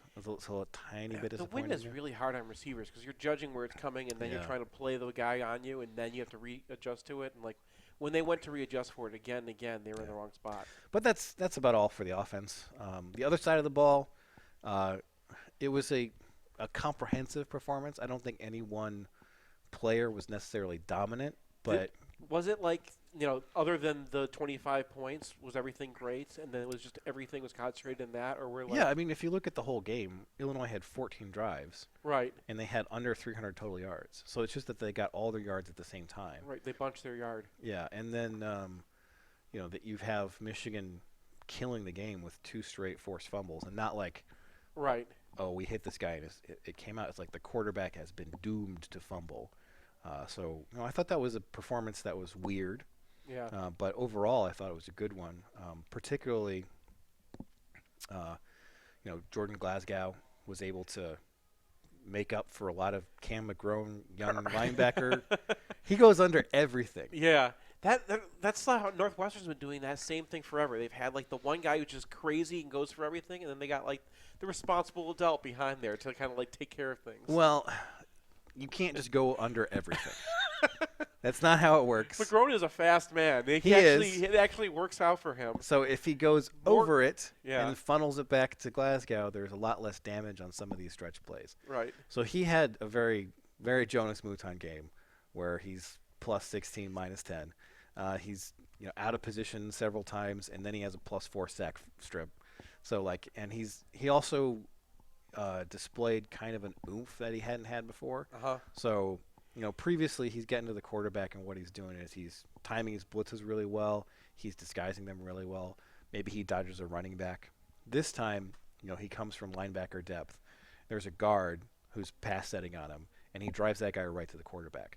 So that perks the ears up too, because if you have that ability and you're fast as hell, and when you are the guy who's supposed to be making a run tackle, you're very, very good at run defense. All you have to do is not play hero ball on every frickin' snap. Right. And you're Devin Bush. Right, and keep in mind, like, the Jonas Mouton comparison, like, we were mad about Mouton at the time because he was a redshirt junior doing those things. Like, as a redshirt freshman, like, there is a lot of runway for him to get better at that. Yeah, and the Mouton thing is always, I mean, he was even because he was plus 12, minus 12. Right. And, like, it was frustrating because he was clearly a really good player. And even early in his career, McGrone is not coming in at 0. You know? Even though he'd had, like, some of the dumbest plays I've seen from a Michigan linebacker in a while in this game, he was plus 6 because he's making up for it, and he's dominant when he gets it right mentally. Yeah. So I think that's really promising. Ambry Thomas had a great game. Yeah. Boy, talk about from preseason when we were like, wow, yeah. So he had a bubble screen come to him where he baited it and got it down for 1 yard by himself, and I'm like, what? Like, I kind of expected him to be good in coverage. Run defense from that guy is like, okay. And then he has, I think, 3 PBUs. He has a near interception. The only separation he allows is when he high points a ball. Mm-hmm. So, like, that was not really separation if he's got the hands on the ball. So Imhator Bebe is going up for the ball. Nice pronunciation. Thanks. And he's a couple yards away, but that's because Ambry Thomas is high pointing the ball. On the other side of things, I thought Gray had a pretty rough game. People got after me because I gave him a -2 for the missed tackle on the screen. And if he misses that tackle and the back has to go back inside of him, I'm okay with it. Right. But you lose leverage like that, and the guy's going to get down to the 1. And that's one of those things where, like, if he makes the tackle, you'll give him the +2, and if he doesn't, then he gets the -2. No, I mean, he can miss the tackle in a way that slows the guy down. No, but I'm saying if you're coming in from that angle, if you're gonna lose leverage, then you got to make the play. Yeah, I mean, so it's kind of up and down, but that's fine. I want to go back to Glasgow for a sec. Okay. Because, he had the Blackshear stuff against Rutgers, and in this game, he has a couple of open field tackles that seem miraculous. He's plus 12, -0. Which is like, and he's a linebacker. That's the anti-Mouton. That's hard to do. The anti-Mouton would get like a +1, -0. But but they're not making mistakes Yeah. in as a linebacker is ridiculously hard. Yes, and so he's, maybe he's a guy who doesn't have change of direction, but he's a great blitzer. He's got open field speed. He's tougher than you'd expect from a 255-pound weak side linebacker. Like, you can go give him a lead block and he'll stuff it. And I am resuming my Jordan Glasgow is getting drafted campaign.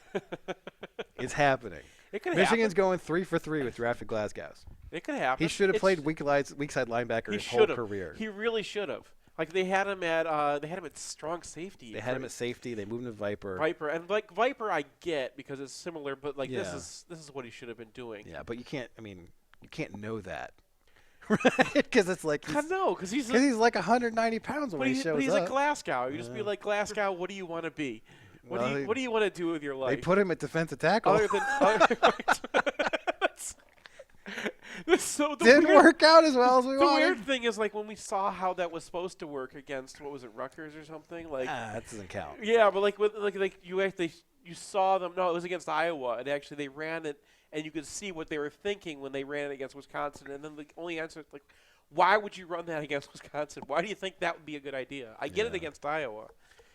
But the defensive line, Dana subbed in for Kwity Paye. Didn't seem that like there was any drop off there. Yeah. Aiden Hutchinson had 2 or 3 more plays that make me think that next year he's going to be like clear all Big Ten, maybe not All American because those guys are usually elite edge rushers. Oh yeah, like there's gonna be the next Chase Young or whatever. Right. So, but like I think he would be in like the 3rd team All America category next year. He is going to be that good. Juwan Howard only played about half the snaps and had a tough time. Part of that is tempo. Mm-hmm. So Michigan got some tempo in this game. Still pretty bad at dealing with it. And it reminded me, You're going to say Indiana 2015. Yeah, this is the way my brain works. Like, no, that's exactly where I went too. That like they're jumping upfield when they don't know what else to do. Right, because you get the tempo, you get set, and you're like, I got to get off the ball because they're going to snap the ball. You go straight upfield, and then whoops, you've been reached. Yeah. So Illinois' first play of the game was a stretch play, and Kemp strung it out to the sideline very well. And we didn't see that consistently when Michigan went tempo. Illinois went tempo. So Kemp had his second straight productive day against a Big Ten offensive line. And yes, I think Illinois has a Big Ten offensive line. Iowa is perhaps more questionable in that department. Yes. But last year, Kemp, he had a couple of nice games against like MAC schools and stuff like that.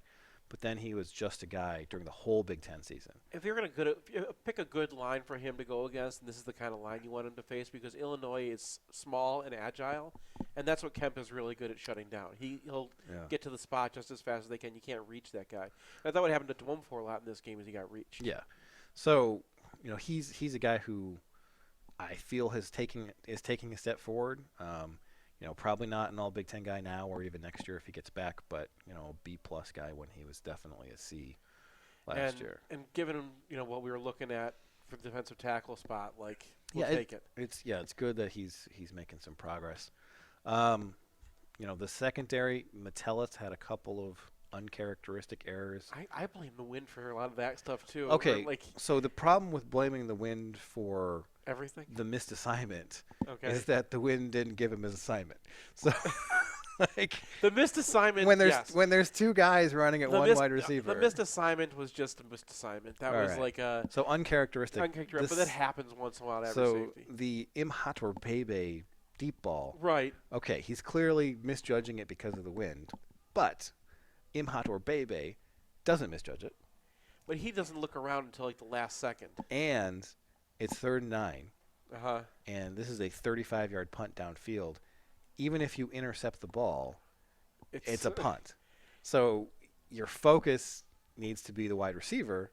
Right. Because the wide receiver isn't going to catch the ball if it's 5 yards away from him. If it was anyone Metellus, you would be able to okay, that's pretty advanced stuff. But Metellus should be having that advanced stuff by this point.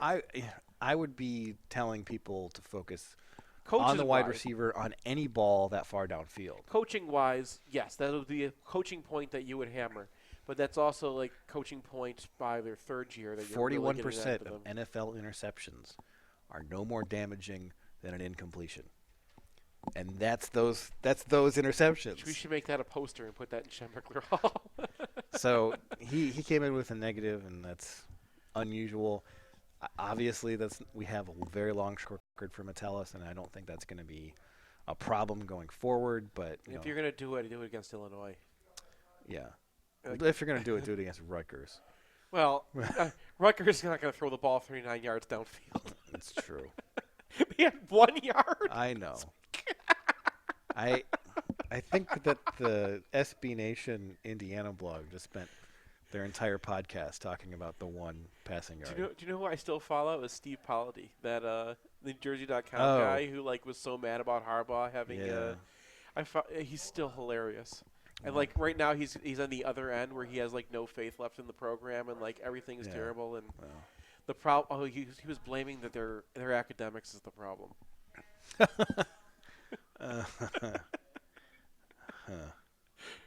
But that's it for Illinois. I thought, given the weirdness of the score, I felt like this was a better performance in defense than people give credence for. Obviously, we have games against Army when there's 7 possessions in the game, and when you have twice as many of that, that's twice as many yards you can give up. And if you give up under 300 to that many possessions, and you get a couple turnovers, and you give up some points because all of their yards come at the same time. Right. This season could not be calculated better for hot takes right now. Yeah. Because it looks like Michigan gets a turnover and they give up and they suck on the road because they don't have any. Anyone who wants to have a hot take, you can find evidence in what's going on. Well, if you want hot takes, just stay tuned after this weekend. We're going to take a break, come back, and talk about the Nittany Lions. The Nittany Lions.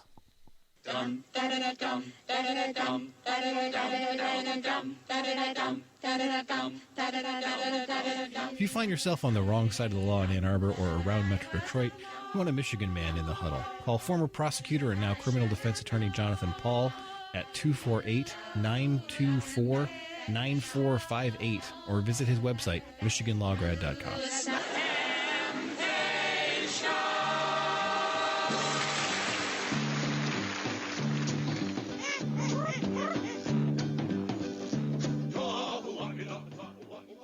The University of Michigan was the place we all came together. It's where we pursued our curiosities and where we rallied around things that really mattered. The Alumni Association has now made it possible for you to reconnect with your fellow Wolverines around endless topics within alumni online communities.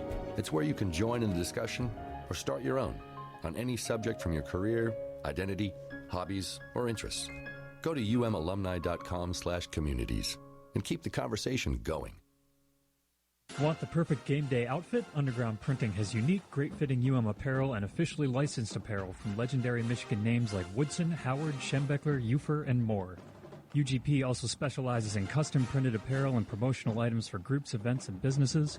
Whether you need one shirt as a gift or 1,000 shirts for a charity walk, Underground can customize almost anything for groups large or small.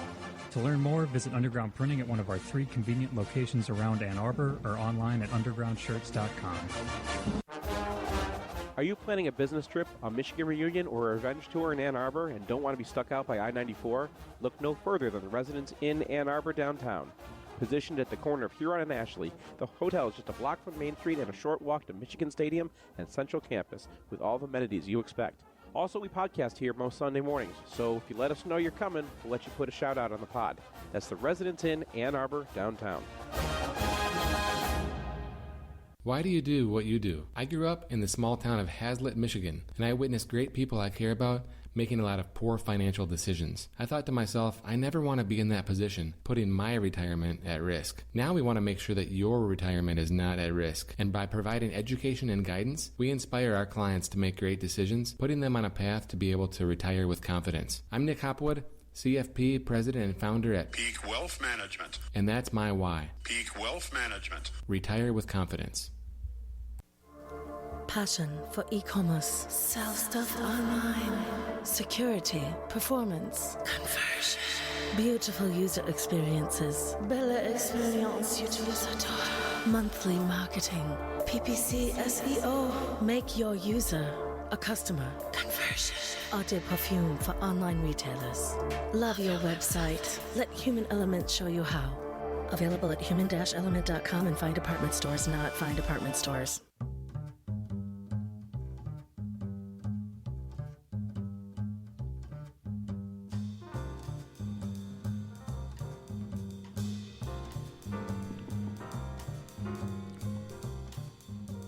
Welcome back to MGoRadio 5.7 live from the Bow Store on Main Street.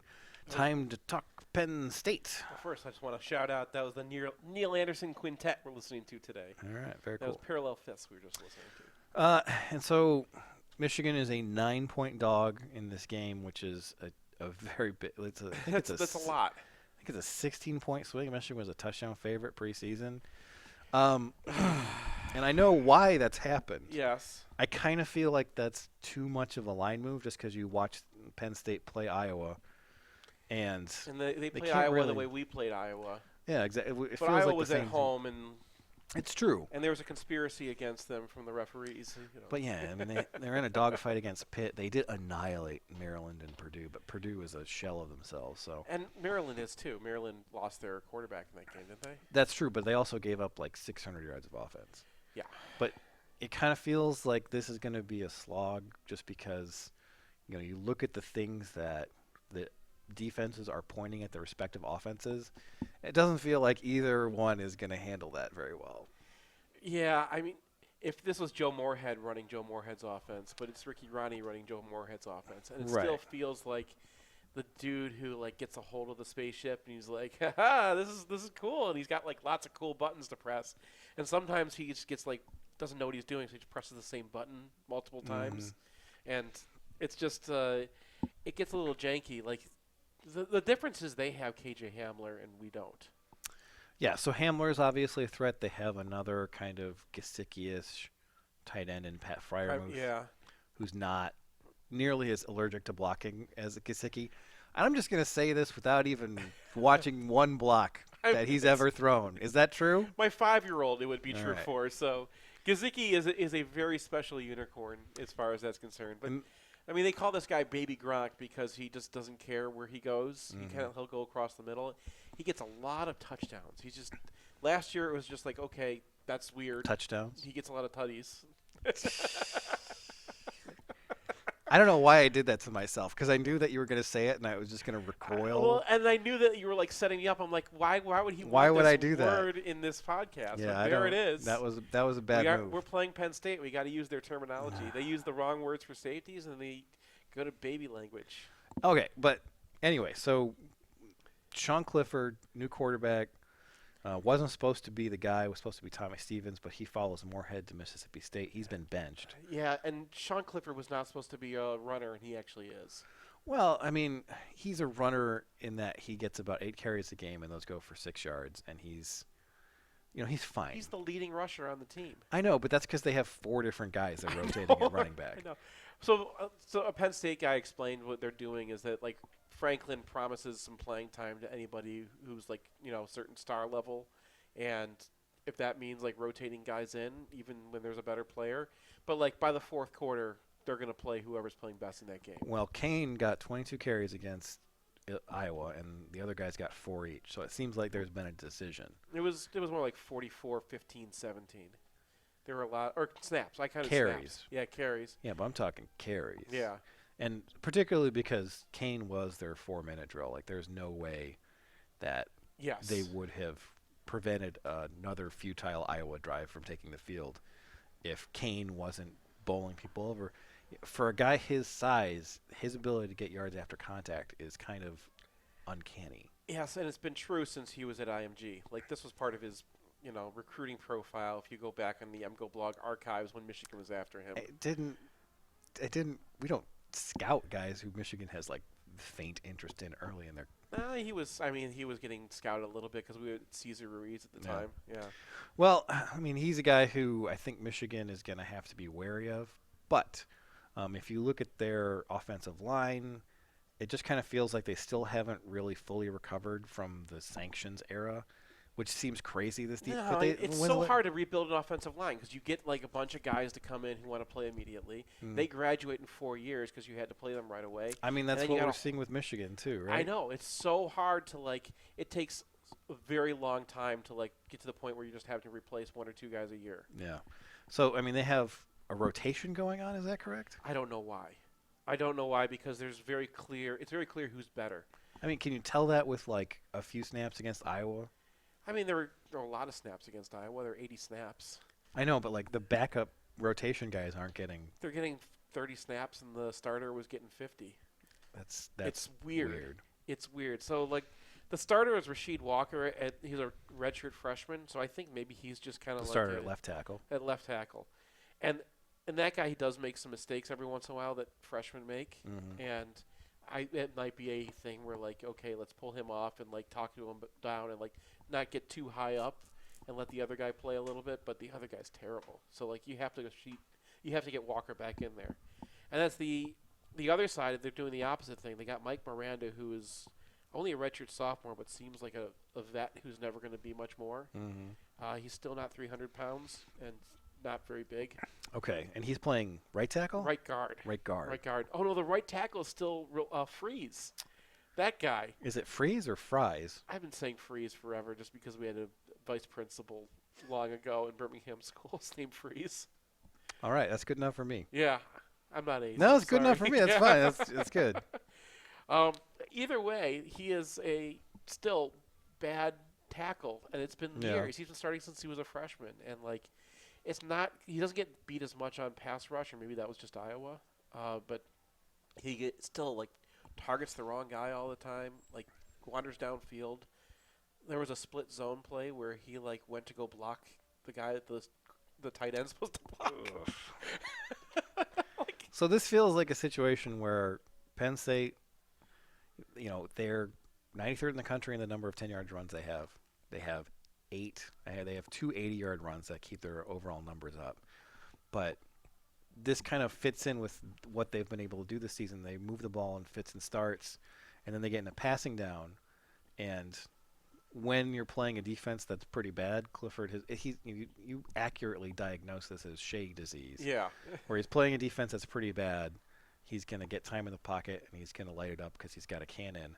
But against Pitt and Iowa, who are two teams that have defenses that are pretty statistically similar to Michigan in terms of pass defense, he's completing under half his passes, and he's completing those passes for 6.2 yards an attempt. And you've got that Hamler factor in there who's just buying you extra yards on total garbage. Right. So yeah, like they'll throw the ball, like when they have no other ideas, they'll throw it out to him. There was that like goal line screen against Iowa where he dodges 3 guys. Yeah, so like they have to get 6 yards. They have like all the defensive backs are on one side, and like they're running a play that like options that. And finally they just throw it out there, I guess just to try it, just to see. Yeah. And he just dodges dudes anyway. Which like okay, if that's viable, I guess go do it. It doesn't make. I mean, it's horrible. Yeah, it's horrible, but it's like. I mean, my preview for Michigan's passing offense was just like arm punts. Right. And that's horrible, but if it works. Arm punt is 1-on-1. This guy is like 1-on-4. It might as well be 1-on-1. So Clifford is a guy who, if they put him in a passing down, if he gets sped up, he's gonna do the things that Shea does. And that's going to be punt time for them, and that's what I thought most of the Penn State Iowa game was.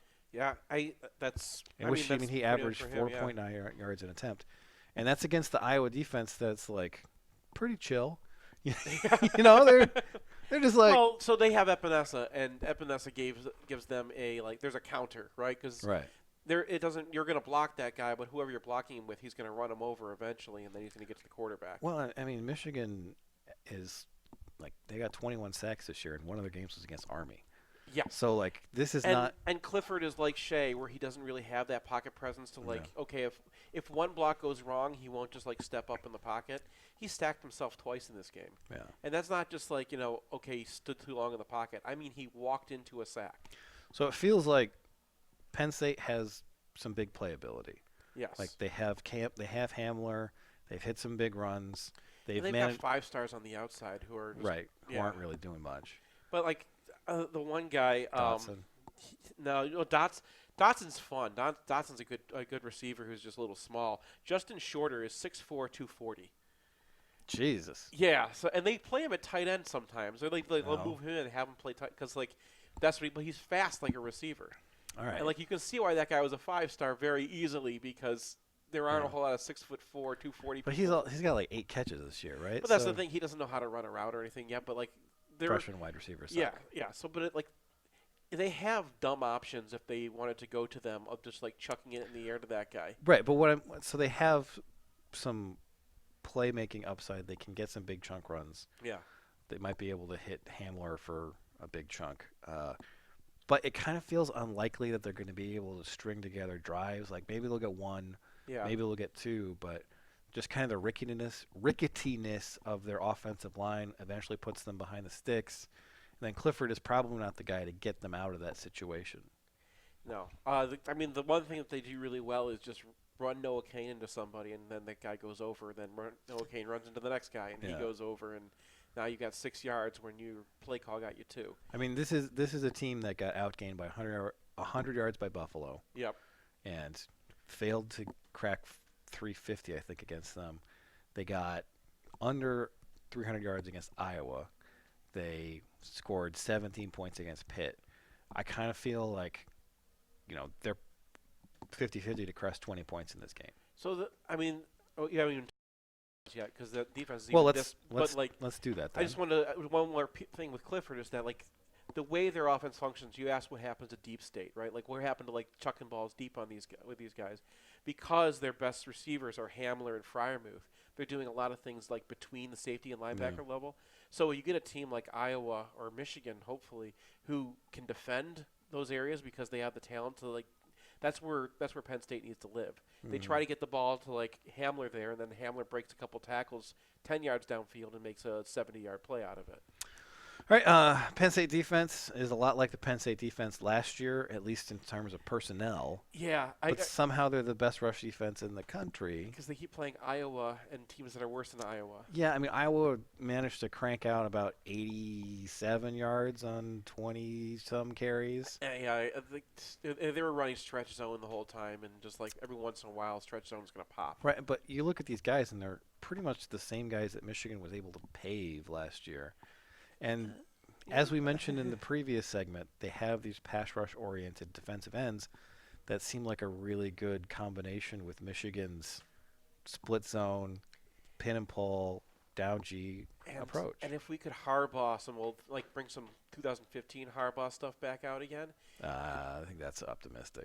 Because like Robert Windsor was destroying Iowa, especially in the fourth quarter. I just had like a string of plays. That were just like all I saw Windsor. that, but also it's like, just like that's Iowa's offensive line, and he's a 285-pound guy who was allowed to pass rush every play. And so we're looking at Mike Onwenu against that guy. Right, and he has not faced anything like that. Like Buffalo is not going to bring out an Onwenu. No, they don't have a kaiju just lurking in the background. Right, and that's been true for all the teams they've played so far. So, like, Windsor has been eating, but, like, he is not – I mean, I don't want to be like the guy who's like, hey, they've never seen something like us before, but this is a very different kind of team that Michigan – that they're facing. I mean, and you feel like you have a base play, and that base play looks like it'll work because it's – you can pitch it where it's like, all right, well, we need Onwenu to move Windsor, and we need someone to block out a pass rush-oriented defensive end on split zone. Right. All right, so now they have to cheat to that, and, okay, now Michigan has other options. And it's just been so terrible this year.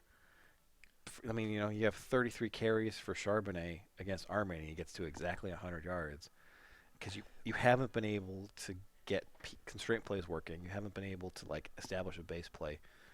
Is what they did against Illinois a mirage, or is it something like last year where they came into their own halfway through the season?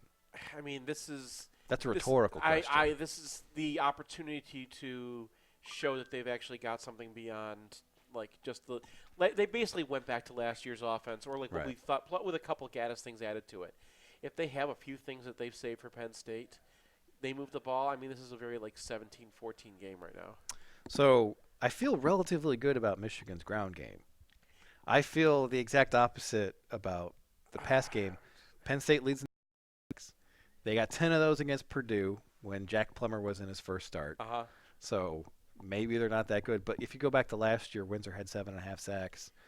Tony had 5 sacks as a rotation piece. Gross Matos had 8. These guys get after it.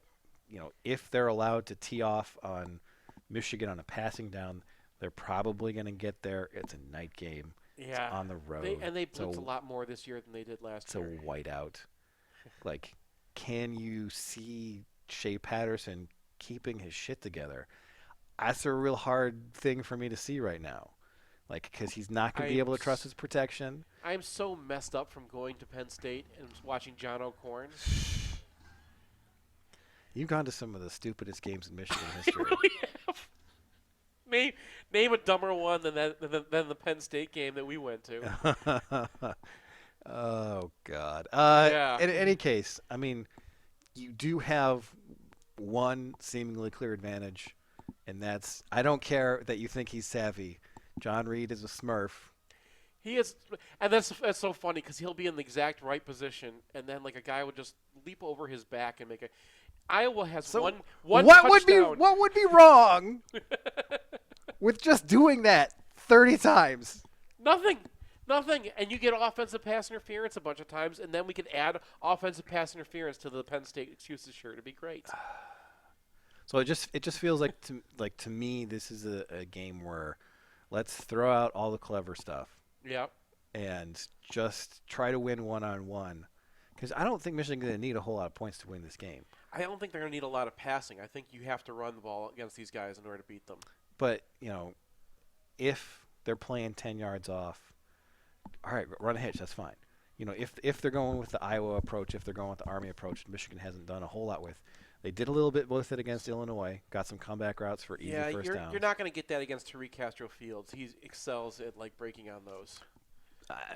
That's fine. Yeah. But like, one of the only ways you can push the ball downfield quickly is with the good old stupid Ole Miss fade. And I'm down for that. I am totally down for that. Doesn't matter how Penn State aligns.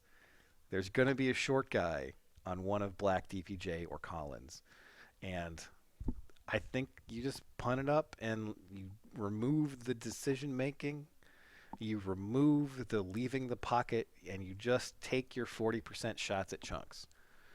I am totally, You're on board? I'm totally on board with that.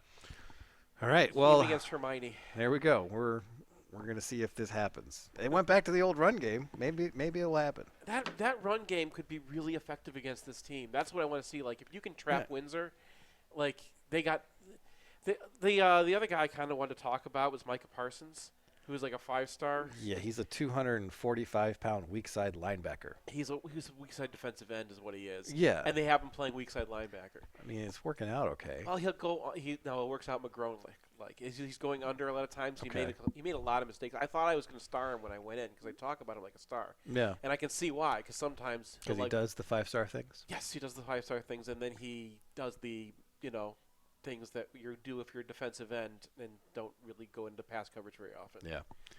All right. I feel like this is a more evenly matched game than -9, but I've pretty much dropped the rope with regards to Patterson, and I just feel like we're not going to be able to win this game. You think McCaffrey comes into this one? No, I don't, because I think if they were going to play McCaffrey, they had several opportunities earlier in the year, and they just didn't do it. And I don't see it happening. So I kind of feel like even though Sean Clifford is going to have a pretty grim day, Michigan might outgrim them in that regard. The thing with Penn State is they are really built well to blow you out if they get they can lean really well. Because like if you're going in pass sets and you're trying to come back, and Windsor gets to pass rush, and all these guys get to pass rush all the time, that is a hard team to come against. But I think this is just going to be a slog. It's going to be Iowa 2.0 for both of these teams. That's probably like Michigan's best case. To slog this one out. No, because I just don't Clifford is not going to be able to just shred this defense. It's just he's not there yet. No, he doesn't have to. He'll get a 5-yard pass to KJ Hamler and he'll run. I mean, Hawkins, Metellus, these are not guys who miss a ton of tackles. No, but I know Hamler's a different sort of dude. Yeah, and Hamler's the kind of guy who's going to run away from Metellus. I would like them to see Dax Hill put him against him, and he'll get his at bats, I'm sure. Yeah. All right. Well, I mean, I don't want to go B-pone, but I feel like, is it B-pone when I'm like, I feel the spread should be closer, but we're still going to lose? That seems like that's pretty B-pone. Is it? I mean, yeah, because rah-rah. I'm not as down on Michigan as the betting public. It's true because I'm B-pone because I think we're going to lose by 18. Okay, you're feel B-pone. I feel like it's our turn to get the blowout. Well, Isaiah Todd, my man. Yeah. There you go. That's right. Basketball season starts very soon. Yeah, that'll be fun. It'll be enjoyable. We got a hockey game. Or else.